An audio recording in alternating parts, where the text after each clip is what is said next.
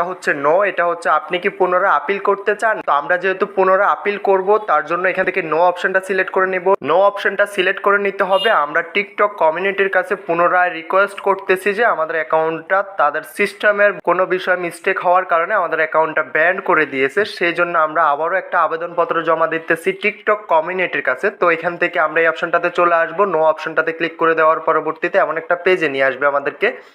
তো নিয়ে আসার পরবর্তীতে এখান থেকে বলতেছে যে কি সমস্যার কারণে আপনার অ্যাকাউন্টটা ব্র্যান্ড করে দিয়েছে। তো আমি সর্বপ্রথম উপরে অপশনটা সিলেক্ট করে নিতেছি। উপরে অপশনটা হচ্ছে আমি বলতেছি যে টিকটক কমিউনিটির সিস্টেম ভুলের কারণে আমার অ্যাকাউন্টটা ব্র্যান্ড করে দিয়েছে, এবং কি আমরা নিচে একটা আদার্স অপশন পেয়ে যাব। আদার্স অপশনে ক্লিক করে দিতে হবে। আমি আদার্স অপশনে ক্লিক করে এখান থেকে এটা সাবমিটে ক্লিক করে দিলাম। তো সাবমিটে ক্লিক করে দেওয়ার পরবর্তীতে টিকটক কমিউনিটির কাছে একটা আবেদনপত্র জমা হয়ে যাবে। আমাদের টিকটক অ্যাকাউন্টটা রিকভারি করার জন্য আরও একটা স্টেপ আমরা এগিয়ে যেতে পারবো। তো যার যার টিকটক অ্যাকাউন্ট